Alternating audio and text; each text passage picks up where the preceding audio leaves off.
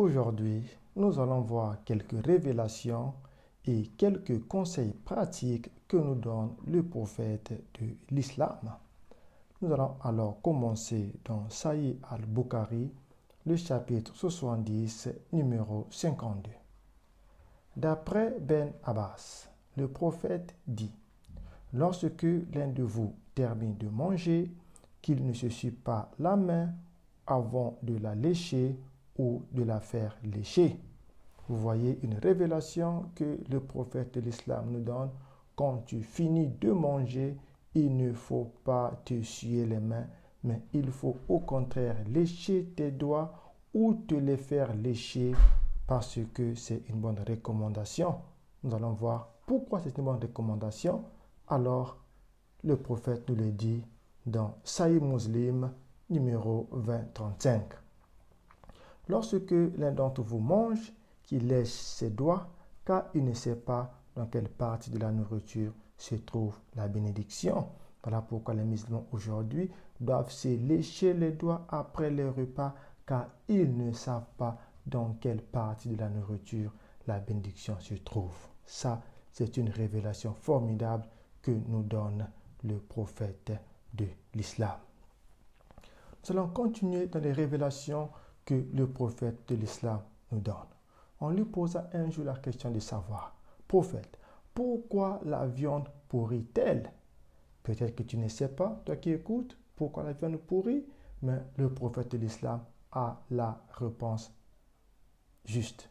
Le prophète a dit: sans les Israélites, la viande ne se décomposerait pas, et sans Ève, les femmes ne trahiraient jamais leur mari. Sahih al-Bukhari 455-547.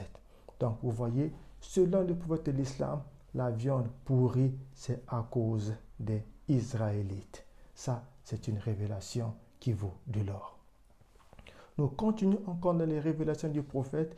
Il nous dit dans Sahih al-Bukhari 7-71-621, le prophète a dit: la fièvre vient de la chaleur de l'enfer. Alors, atténuez la fièvre avec de l'eau. Si vous voulez donc atténuer la fièvre, utilisez de l'eau, car la fièvre vient de la chaleur de l'enfer. Ça défie toutes les sciences que nous avons étudiées jusque-là.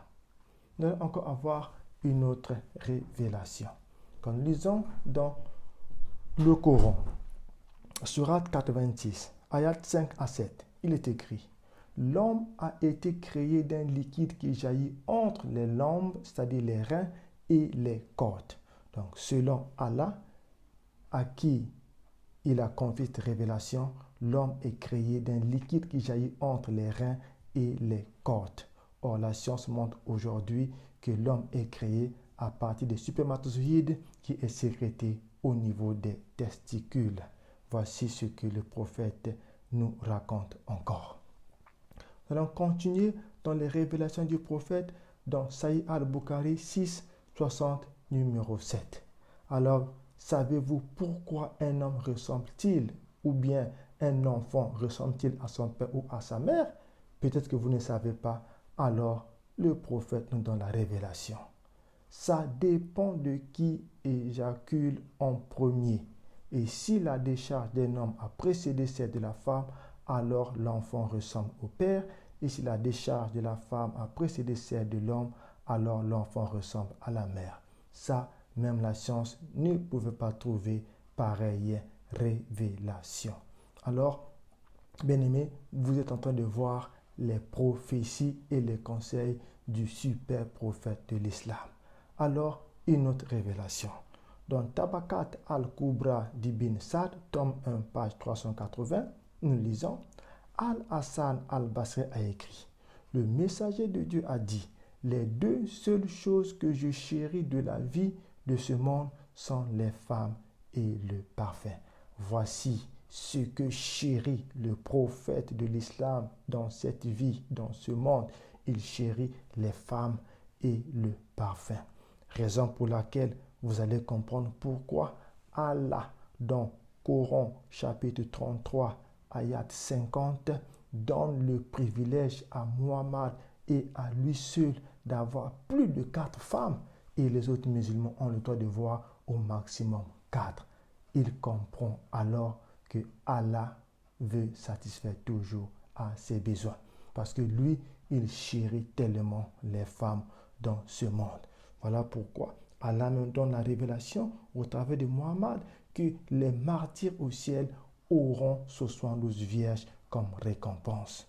Bienvenue dans la religion de l'islam.